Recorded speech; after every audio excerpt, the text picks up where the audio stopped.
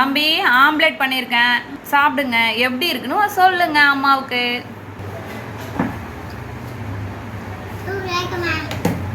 ஓகேடி.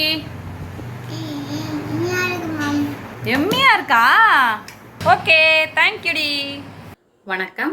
இன்னைக்கு egg masala omelette எப்படி பண்ணலான்னு பார்க்கலாம். அதுக்கு நான் 3 எக் எடுத்திருக்கேன். 2 பெரிய சைஸ் வெங்காயத்தை பொடியாக கட் பண்ணது, கொஞ்சமாக கருவேப்பிலை, கொஞ்சமாக கொத்தமல்லி, ஒரு பச்சை மிளகாய், ஒரு அரை தக்காளி, மீடியம் சைஸாக உள்ள தக்காளியை எடுத்து பொடியாக கட் பண்ணது. இப்போ மசாலாலாம் என்னன்னு பார்த்துக்கலாம். 1/4 டீஸ்பூன் மஞ்சள் தூள், 1 டீஸ்பூன் தனி மிளகாய் தூள், அரை டீஸ்பூன் கரம் மசாலா, 1 டீஸ்பூன் சீரக பொடி. நான் ஃப்ரெஷ்ஷாக சீரகத்தை எடுத்து அதை இடித்து வச்சுருக்கேன். 1 டீஸ்பூன் மிளகுத்தூள், இதுவும் ஃப்ரெஷ்ஷாக நுணுக்குனது. அவ்வளவுதான். இப்போ செய்ய ஸ்டார்ட் பண்ணலாம். ஒரு மிக்சிங் பவுல் எடுத்துக்கிட்டேன். இதில் 3 முட்டையும் சேர்த்துக்கலாம்.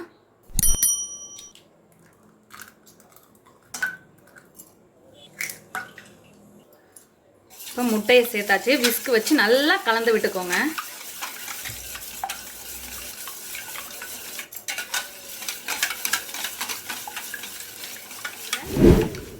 ஆம்லெட்டுக்கு தேவையான அளவு உப்பு சேர்த்துக்கலாம். இது நான் சொல்லலை.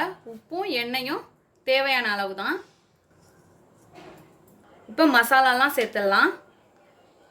மஞ்சள் தூள், மிளகாய் தூள், கரம் மசாலா, சீரகத்தூள், மிளகுத்தூள் 1 டீஸ்பூன் அளவுக்கு சேர்த்துக்கோங்க.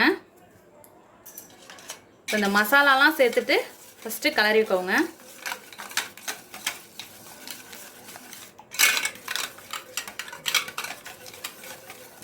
இப்போ நல்லா கலந்து விட்டாச்சு. இப்போ ஆனியன் சேர்த்துக்கலாம்.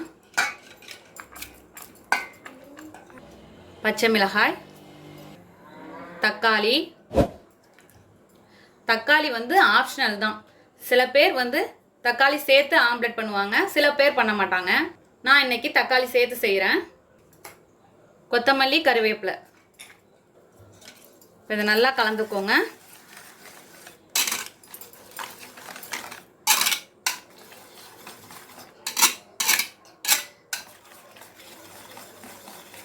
இப்போ நல்லா கலந்தாச்சு. இப்போ ஆம்லெட் செய்ய ஆரம்பிக்கலாம். இப்போ ஸ்டவ் ஆன் பண்ணிவிட்டு தோசைக்கல் வச்சுட்டேன். ஒரு 1/2 டீஸ்பூன் அளவுக்கு எண்ணெய் சேர்த்துக்கிறேன். இப்போ நம்ம கலந்து வச்சுருக்க முட்டையை இதில் சேர்த்துக்கலாம்.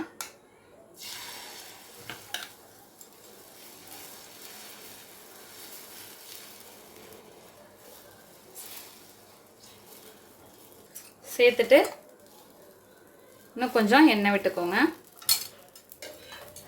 இது ஒரு 2 நிமிஷம் போல் வேகட்டும். இப்படி சுற்றிலும் இப்படி திருப்பி பார்த்துக்கோங்க. இப்போ பரட்டி விட்டுறலாம்.